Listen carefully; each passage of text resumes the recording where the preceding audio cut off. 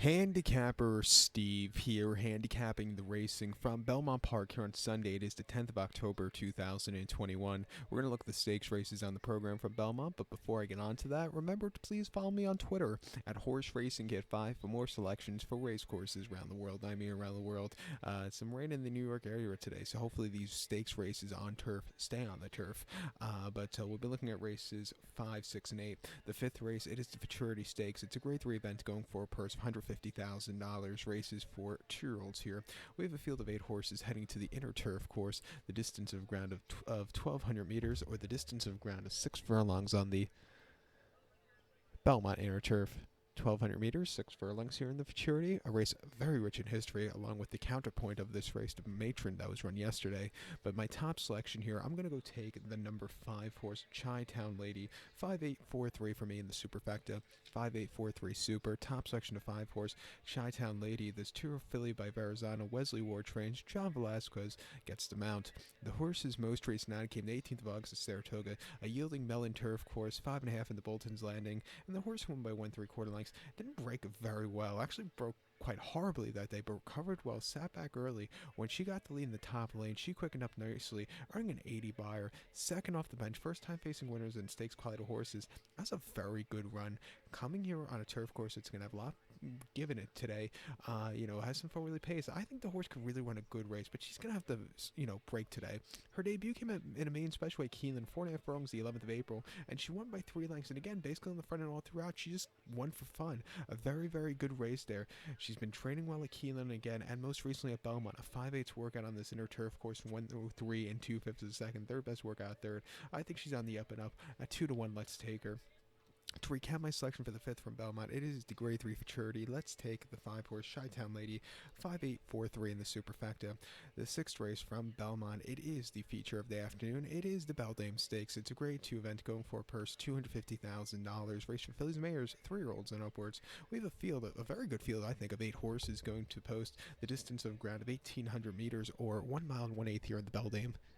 1,800 meters, a mile 1/8. My top selection, we're going to go with the number 7 horse, who is Spice is Nice. We'll go 7845 in the superfecta. 7845 super. Top selection, 7 horse, Spice is Nice. Forward by Curlin. Tom Fletcher trains. John Velasquez gets the mount. The horse's most recent out came 26th of June at Churchill. Mile 8th in the grade 2 Florida Liz. And the horse finished 5th by 9 3/4 lengths there and just had nothing. Never quickened up, and it just wasn't her day to win. Coming here off the bench, back to Belmont, where she's run very well in the past. She's training very well also. I think she's sitting on a lot better run.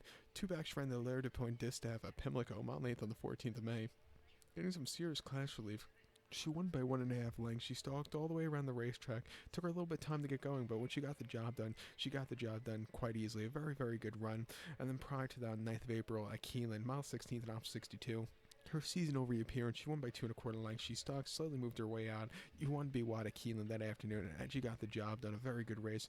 Her final race of 2020 came in the Alabama at Saratoga, over the mile and a quarter. She finished 6th by 39.5 lengths. Just had nothing. Absolutely nothing there. She won a very nice race before that here at Belmont, a mile 16th and optional 80. Went by 2 3/4 lengths. Again, a little bit wide, not the best of post draws, but she got the job done after all said and done. A very good 95 buyer, which was her career best, and to date also. But coming here to a 1-turn mile 8 shouldn't be a problem. Off the bench, 6-1. I like her a lot. Your second likeliest winner here is the 8 horse Royal Flag. Most recently in the personal and I just thought this horse was stupidly wide. You could forgive being wide around 1 turn. 2 turns, not so much. And, it just wasn't her day to win. Before that, won the Chuvy very nicely at Saratoga, where she was drifting a little bit late. And then a very nice place in the double dog there, where she just couldn't get there. But coming here to Belmont, a 5-2, on paper, she could definitely win also. So we'll use her in the multis. The late pick 4 begins with this race. To recount my selections for the 6th race from Belmont, it's the grade 2 Beldame. Let's take the 7 horse Spices Knife. Give kudos to the 8 horse Royal Flag. 7845 super. 7-8 in your multi race.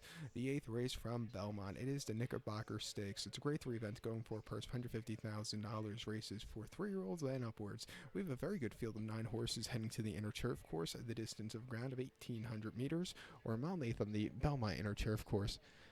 1,800 meters, a mile 8th here in the Knickerbocker. My top selection, we're going to go with the number 9 horse, who is No Word, 9413 in the superfecta, 9413 super, top selection 9 horse, No Word, 4-year-old colt by Silent Name, top lecture trains, Javier Castellano is having a pretty good Belmont meeting gets mount. The horse's most recent out came 6 September at Saratoga, yielding Melon Turf, of course, in the Bernard Baruch handicap, and the horse finished second by a half length. Just kind of stalked all the way around the race course, got a little bumpiness in the top lane, just couldn't get there late, but she definitely improved off the race before, which was the seasonal reappearance on the 6th of August, Saratoga. Mountain 8th on the Melon and optional 80, and the horse finished 8th by 4.5 lengths. It was stupidly wide and just had nothing. Like I said, I think the horse needed the race there, and then prior to that, in the Byron Station at Keeneland, Mountain 8th on the 6th of November, finished 9th by 2 lengths, and it seemed like the horse, it was an all-out finish. Everybody in that race seemed like they ran well, except this one. She just really couldn't get there late, or he couldn't get there late, excuse me, and then they ran the horse in the Belmont Derby before that. I'm on the quarter, 3rd of October. The horse finished second by a length, was with them early on, really close up well behind Gufo, but just couldn't get there. Nothing bad about that race, and then prior to that, the Saratoga Derby of the Mount 3/16, the horse finished 3rd by a half length. Domestic spending really ran a good race, but this horse was closing up well. From a wide poster, I'd like to see this horse be a little bit forwardly placed. Like I said earlier, you could forgive a horse being wide around 1 turn, 2 turns not so much, but is a course and distance winner, winning here last July the 9th of 2020 in optional 80, winning by a neck. The horse was a little bit wide around that first turn, but when he closed up well later with saving ground, he got the job done very, very easily.